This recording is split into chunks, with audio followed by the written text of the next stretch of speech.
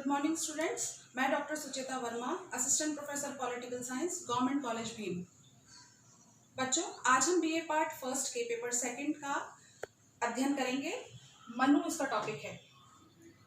मनु में हम आज राज्य के सप्तांग सिद्धांत या प्रकृति के बारे में अध्ययन करते हैं। राज्य का वर्णन करते हुए मनु ने उसका सावयव स्वरूप का वर्णन किया है और इसके 7 घटक या प्रकृति बताए हैं। जैसा कि आप ब्लैक बोर्ड पे देख रहे हैं, सबसे पहले है स्वामी, मंत्री, पुर, राज्य, कोश, दंड एवं मित्र। स्वामी से मनु का तात्पर्य राजा से है।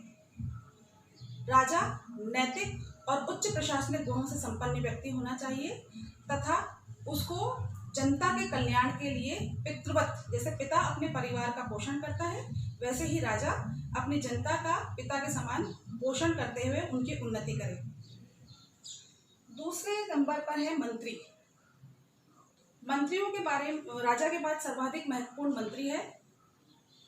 चूंकि राज्य सत्ता निजी नहीं है, संस्थागत सत्ता है, अतः इसका प्रयोग भी राजा संस्था के माध्यम अर्थात मंत्री परिषद के माध्यम से करेगा और मंत्री प्रशासनिक दृष्टि से, नैतिक दृष्टि से और विवेक की दृष्टि से उच्च और कुशल होने चाहिए।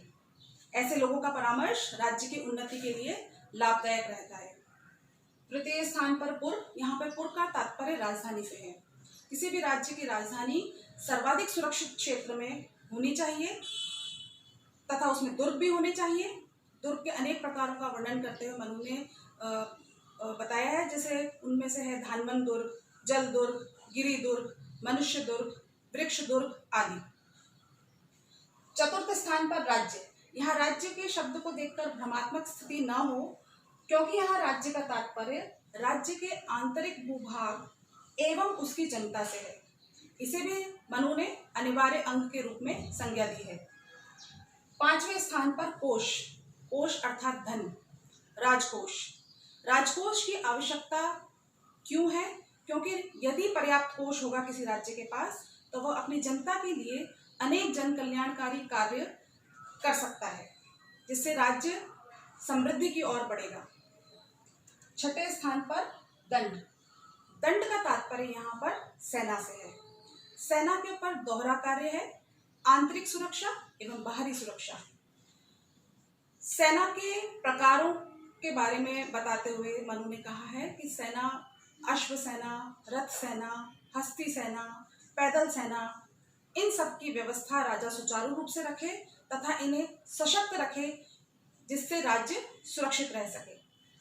अंत में मनु ने मित्र, 7वें स्थान पर मित्र को बताया है, क्योंकि कोई भी राज्य अकेला या शून्य नहीं रह सकता, उसे मित्रों की आवश्यकता होती ही है।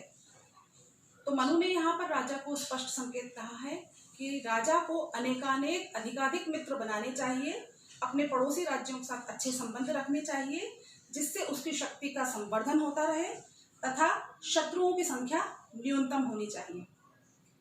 बच्चों, ये थे राज्य के 7 घटक या प्रकृति। इनका पालन करके राज्य को सशक्त बनाया जा सकता है और प्रत्येक प्रकृति अपनी पीछे वाली प्रकृति से अधिक महत्वपूर्ण है। जैसे सर्वाधिक महत्वपूर्ण राजा हुआ, फिर मंत्री हुआ, फिर पुर हुआ, इस तरह से यह क्रम चलेगा।